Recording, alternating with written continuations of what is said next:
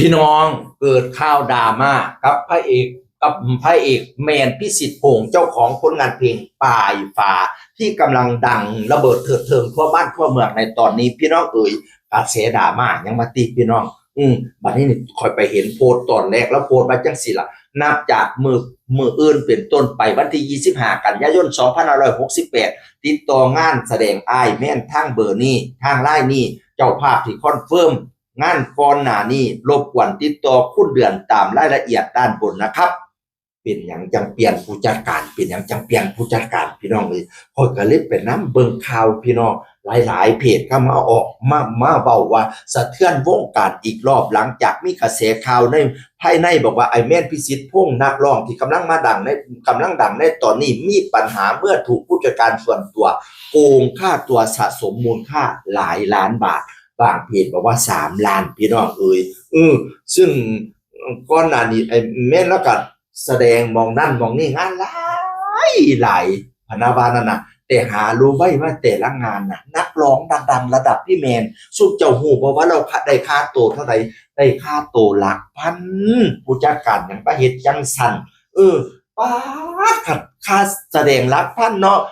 ผู้ใดก็จ้างแล้วก็จ้างหลักพันนั่นน่ะแต่ความจริงมันไม่หลักพันอ่ะมันไปเข้ากระเป๋าใครไม่รู้พี่น้องมีแต่คนเขามาเห็นอกเห็นใจเล่าพี่น้องน้อยบอสท่านโดนแล้วกับแล้วกับโพดว่าจังสิละรูปยิ้มค่ะรอพี่น้องกำลังมาแรงเนาะแม่นพิสิทธิ์พวกน่ะโพดอีหยังแน่ว่าสั่นพ้นกดไลค์กดแชร์เป็นหมื่นพี่น้อง20,000 30,000พุ่นละแม่เฮ็ดหยังกัตะฮักแต่เพิ่งตะเบิ่งตะแยงแต่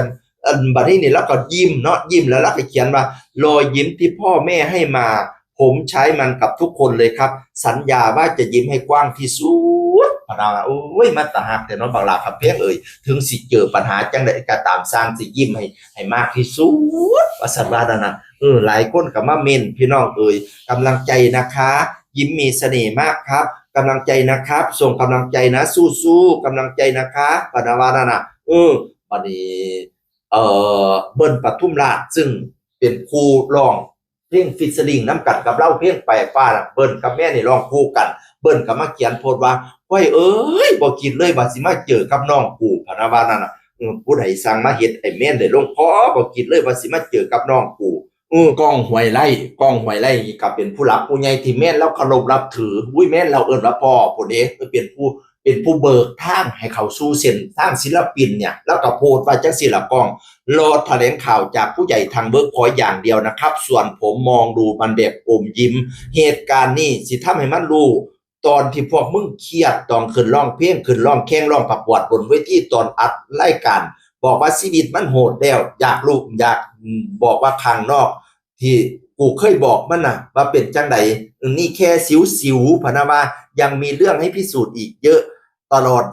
ระยะเวลาที่มันทำงานได้ค่าตัวแค่หลักพันนะครับอาศัยเงินติปหน้าเวทีใช้มาเรื่อยๆฝากติดตามมันต่อไป